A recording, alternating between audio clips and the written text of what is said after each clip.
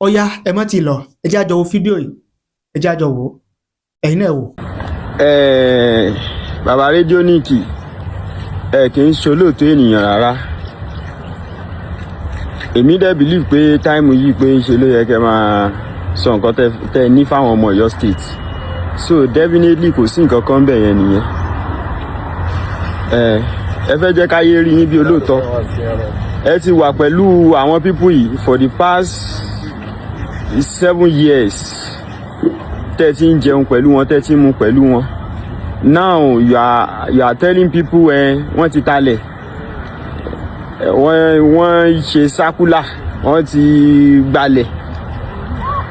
ṣe bí ẹ̀yin ni ẹ̀ ń sell idea àwọn fáwọn èèyàn kí ló dé tẹ̀yin ò complain gbà yẹn ṣé ìgbà yẹn ẹ kì í ṣolóòtú èèyàn ni ẹ ti wá dolóòtú èèyàn nísìn àní múgùn nìyín ẹ̀yin gangan ni àfibisó lórí number 1. Ọlọ́run gbà wá lọ́wọ́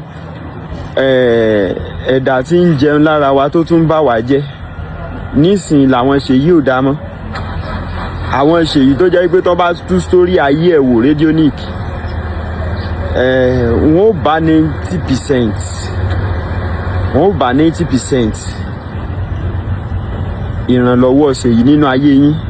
àwọn ṣèyí yìí ò dá mọ́ àwọn Tinubu tí ò rí yín rárá ńgbà tí yà ń jẹ yín ló wá dá níbo wá là ń lọ sẹ́yìn olóòtú èèyàn rédíóníkì ẹ̀dẹ̀rù báwọn ọmọ Ọ̀yọ́ state gọ̀ kí lẹ fẹ́ ọ́fà àwọn ọmọ Ọ̀yọ́ state ẹ̀rí yẹn sọ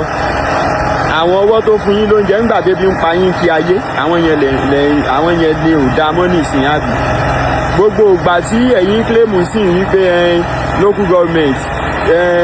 ìsákúlà wọ́n ń talẹ̀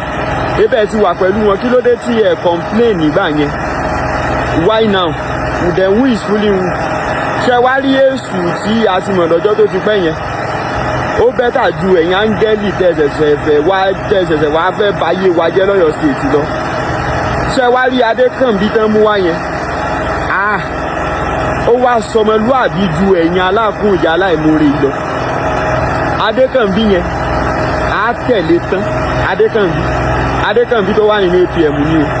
á tẹ̀lé tán no amount of propaganda àbí irọ́ tẹ̀lé pamọ́ sí èyí tí àwa kan ó wà á ròyìn pé bóyá bẹ́ẹ̀ náà ló ṣe rí tó lẹ́yìn gangan nìka ọ̀bàyéjì onírọ́ so definitely ẹ̀yin sọ yí pé ibi tẹ́ wà tẹ̀lé ò dá láti lè jẹ́ kí aráyé rí Seyi Makinde gẹ́gẹ́ bí kà so ìgbà tẹ́ ẹ ti wà níbẹ̀ tẹ́ ẹ ti ń jẹun tẹ́ ẹ ti ń mu tẹ́ ẹ ti tara wọn ga for the past 7 years róòtọ́ ọ̀rọ̀ yẹn sọ wípé Seyi ò dá ní ìsìn torí pé wá láǹbìṣàn tẹ́ fẹ́ gbowó lọ́wọ́ Tinubu bó tiẹ̀ jẹ́ pé ẹgbẹ́ tẹ́ kójọ náà ẹgbẹ́ yẹn tún fẹ́ fi gbowó lọ́wọ́ federal ni torí ẹ̀yin gan mọ̀ pé ẹ̀ níbi tẹ́ ń lọ kò wá yẹ kẹ́ ẹ bá yẹ ọwọ́ tó fún yín lóúnjẹ torí pé wọ́n ní pé ọwọ́ kan ṣoṣo tó ran ni lọ́wọ́ ńgbà tá a jà mọ́ nǹkan kan ó bẹ́tà ju ẹgbẹ̀rún ọwọ́ tí wọ́n ń pàtẹ́wọ́ fún ni lọ gbogbo nǹkan tẹ́ ẹ bá ń ṣe ayé ń wò yín o òní ó dẹ̀ lọ ọ̀la wà torí pé ẹ wà pẹ̀lú wọn lánàá tẹ́ ẹ jọ ń ṣe dáadáa ó wá dóní nísìn torí pé láǹbìṣàn ẹ wá ń wòye pé bóyá àwọn ọ̀gá yín yẹn lẹ fẹ́ mọ fi kọ́ bọ́dì káyé lè bá rẹ́yìn bí èèyàn rẹ̀ ẹ̀yin ẹni rẹ̀ tẹ́ ẹ ti wà pẹ̀lú wọn tó jẹ́ wípé ẹ ráwọn òótọ́ ọ̀rọ̀ yẹn sọ ńgbà tí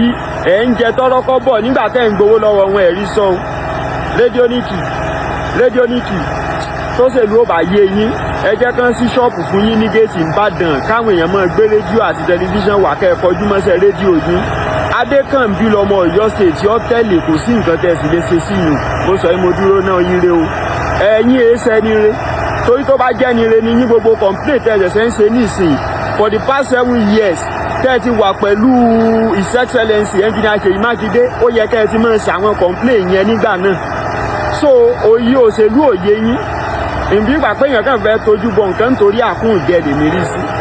á dára fún gbogbo wa o ẹ̀yin ọmọ Ọ̀yọ́ state Adékànbí ń bọ̀ o àfi ẹni tí oríire ó bá burú tí ò lọ́pọlọ ni ó wà ní pé tí Seyi ṣe fódìdí ọdún mẹ́jọ pòun ò rí nǹkan kan gbámú ń bẹ̀ ẹ jẹ́ kí a ṣọ́ra fún wọn ẹni tó bá lè dalẹ̀ ọ̀gá rẹ̀ nítorí wípé ó fẹ́ sàkúnjẹ́ ń bì kan kò sẹ́ni tí ò lè dalẹ̀ o ẹ má jà tẹ̀ lọ́dàlẹ̀ èèyàn tó dalẹ̀ wa lọ́yọ̀ọ́ state o á dára fún gbogbo wa mo sọ yìí mo dúró náà o ẹ̀yin lẹni rí ẹ fìbí kankan jẹ́ ni rí láti bí síbẹ̀ o púpọ̀ nínú àwọn ọmọ tí ń tẹ̀lé yín kì í ti ń pọ́n lásọ so mélòó nù ọ̀rọ̀ yẹn la fẹ́ sọ ẹ bá àwọn kan fẹ̀yìn lọ́wọ́ sókè mélòó nù àwọn ọmọ yín gan lẹ ti fà lọ́wọ́ sókè púpọ̀ nù àwọn ọmọ yín tó ń pọ́n lásọ gidi bẹ́ẹ̀ sóre wánẹ rẹ̀ dà sáfẹ́fẹ́ ẹ já mọ́ wò bọ́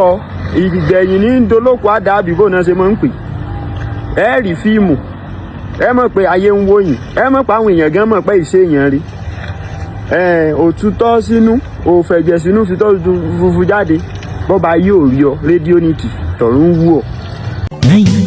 ó ta social media àtúntìdé o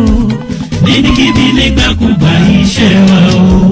ó kárí ayé. Otasansan Media ilé-iṣẹ́ tí Èdùmàrè gbé kalẹ̀ fún gbogbo ẹni ó fẹ́ ṣe ayẹyẹ bíi wedding, birthday, funeral, coronation, anniversary, concert, product launch àti bẹ́ẹ̀ bẹ́ẹ̀ lọ. Àwọn irinṣẹ́ wa kọjá bẹ́ẹ̀. Professional camera wa mú sánsan, lightning wa mọ́lẹ̀ kedere, sound wa já tòròtò, drone camera wa wúni lórí, editing wa ò lẹ́gbẹ́, finishing wa kọjá bẹ́ẹ̀. Bẹ́ẹ̀ làwọn òṣìṣẹ́ wa kọ́ṣẹ́mọṣẹ́ pẹ̀lú ìrírí bá a ṣe gbé kámẹ́rà yáǹgù lóríṣiríṣi. Kódà bẹ́ẹ̀ fẹ́ ṣe documentary ẹ pè wá kábàáyé gbé kalẹ̀ lára ọ̀tọ̀ pẹ̀lú owó tí ò gún pa. Àtúnbáni ṣe MC lóde ayẹyẹ gbogbo. Ẹ pè wá sójú òpó 07063291779. Iléeṣẹ́ wa wà ní nọ́mbà 13 Ọlágòkè Àkànó Street, Àbáyọ̀mí Ìwó Road, Ìbàdàn. Otasansan Media níbikíbi.